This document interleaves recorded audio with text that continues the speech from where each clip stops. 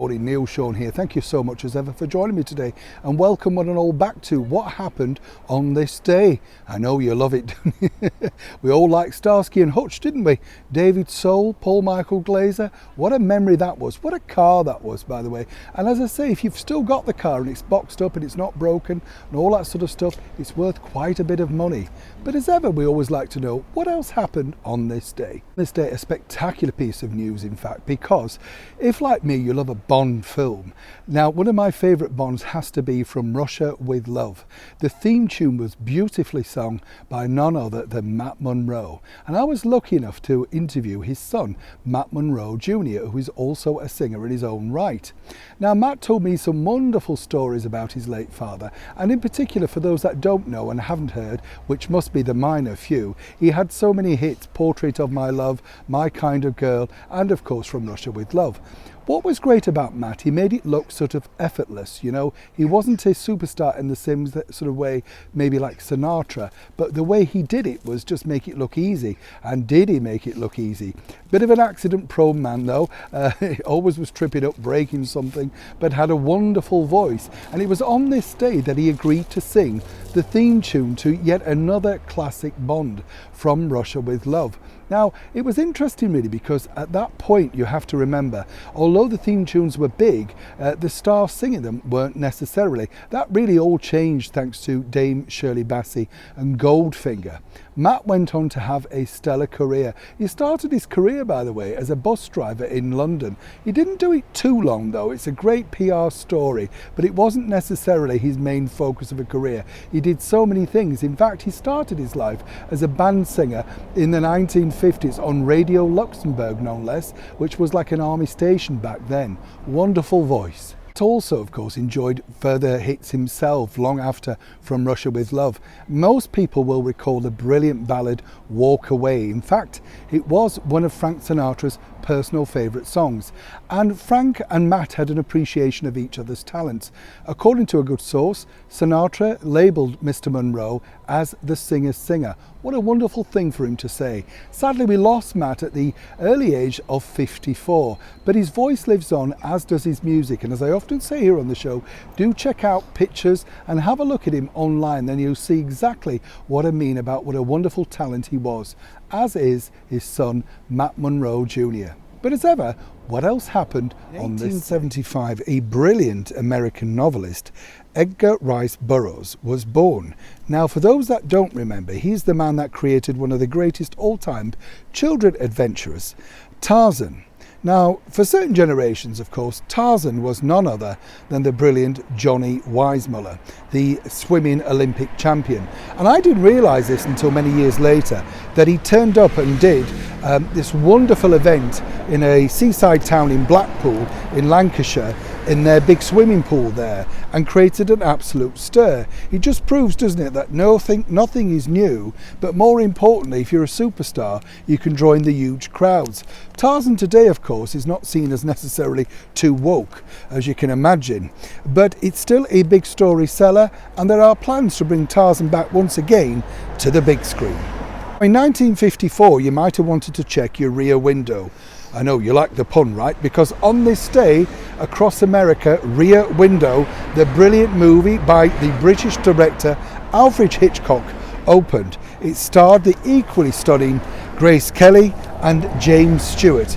It was a spectacular success, but I don't know about you, but when you watch these films of that era, it's very difficult, I think, for them to think about remaking it, simply because everybody now would film things, have a mobile phone, or indeed some sort of sensor, so you couldn't necessarily get away with the same plot. Let's give a big welcome and a big wave to all of our friends listening in Australia, because on this day in 1835, the wonderful city of Melbourne was founded. Now, Melbourne, of course, is one of those brilliant destinations that everybody wants to visit when they go over to Australia. Now, if you haven't had the opportunity and you can't afford it, as many can't, do look up their tourism videos because they are spectacular.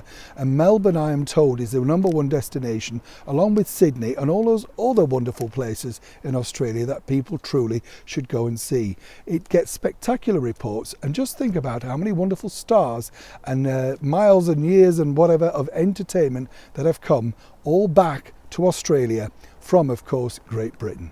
Hard to believe, isn't it, that Frankenstein, yes, they have a Frankenstein Day, and it's today.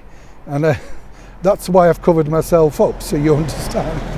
But also, it's in celebration of a lady way back in 1797, Mary Shelley, the author who died sadly in 1851, created, of course, the brilliant Frankenstein. Now, when she actually launched the book, people said, oh no, it's too grotesque, people won't want to, watch it and all that sort of stuff because, it's too frightening.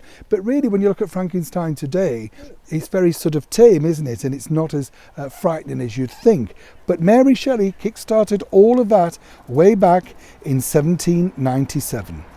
One big TV star in the United States that is very much loved and missed was this gentleman, Arthur Godfrey. Now, he wasn't necessarily internationally known, but over in America, he was one of those people that everybody knew for a certain period of a certain decade. He was born on this day, and sadly we lost him in 1983. But for children and adults of a certain era, Arthur Godfrey simply means the golden age of television. And on this day, finally, do you remember this particular lady, the blonde bombshell with the glossy lips? That's right, Miss Kathy Kirby. Now, on this day, of course, Kathy, who was a major star already thanks to her own BBC TV series, had countless hits, in fact, covered that brilliant song, Secret Love, made famous by Doris Day. Well, she agreed to be our representative at that year's Eurovision Song Contest. She sang a brilliant tune, I Belong, but sadly didn't win. If you check it out on YouTube though, what a performance. Kathy remained a star right through until 1983, where she decided to retire at a very young age, simply because, she'd kind of fallen out of the love of show business. Some people do. Lots of people really respected Kathy because she was one of those singers that could just simply get up and do it. Now, I'm not quite sure exactly how famous she was elsewhere around the world. I know she was big in Australia, very popular in Canada and New Zealand, but did she stretch further afield like the United States or perhaps Brazil? Those sort of places, the Philippines. Did anybody know her outside of that other remit? Now, Kathy, a lot of people say, did you meet Kathy?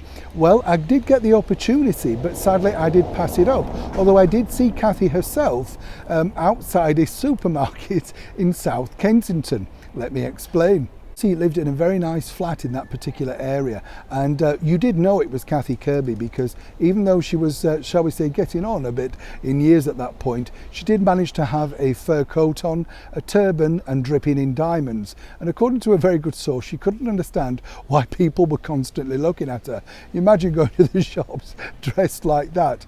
But of course she remained a huge star, still popular today. Her albums still sell and her songs are played on the radio.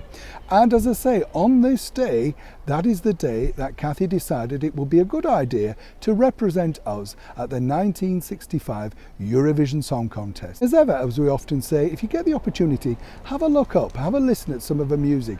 It's always nice to revisit these people who many have sadly long forgotten.